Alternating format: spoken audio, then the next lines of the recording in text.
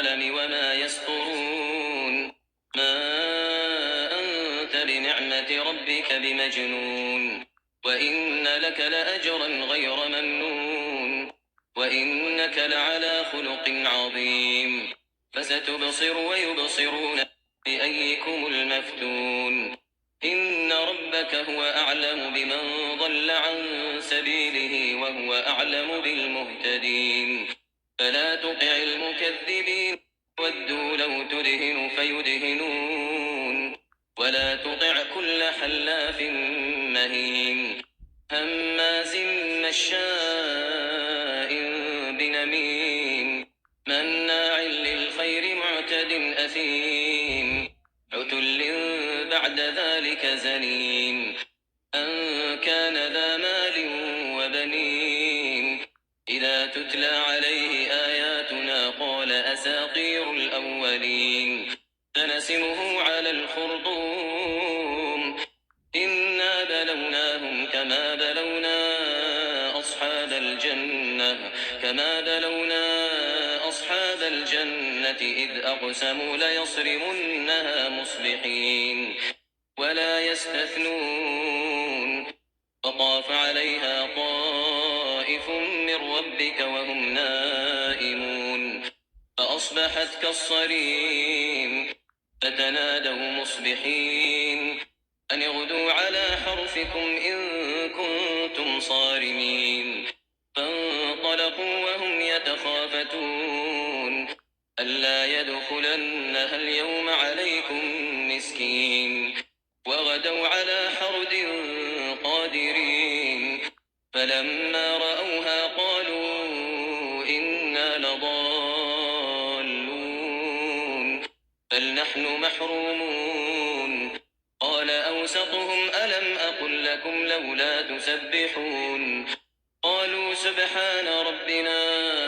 إنا كنا ظالمين فأقبل بعضهم على بعض يتلاومون قالوا يا ويلنا إنا كنا طاغين عسى ربنا أن يبدلنا خيرا منها إنا إلى ربنا راغبون كذلك العذاب ولعذاب الآخرة أكبر لو كانوا يعلمون إن للمتقين عند ربهم جنات النعيم أفنجعل المسلمين كالمجرمين ما لكم كيف تحكمون أم لكم كتاب فيه تدرسون إن لكم فيه لما تخيرون أم لكم أيمان علينا بالغة إلى يوم القيامة إن لكم لما تحكمون سلهم أيهم بذلك زعيم أم لهم شركاء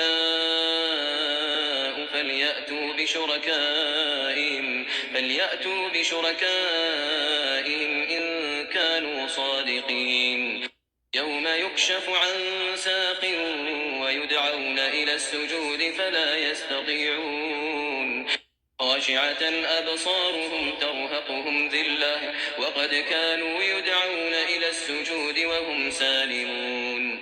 فذرني ومن يكذب بهذا الحديث سنستدرجهم من حيث لا يعلمون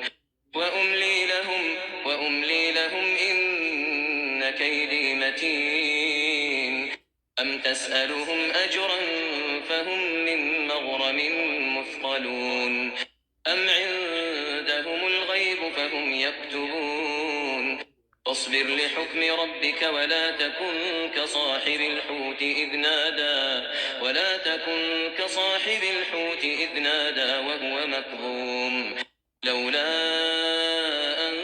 تداركه نعمة من ربه لنبذ بالعراء وهو مذموم فاجتباه ربه فجعله من الصالحين وإن يكاد الذين كفروا ليزلقونك بأبصارهم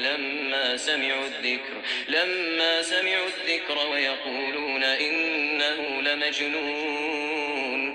وما هو إلا ذكر للعالمين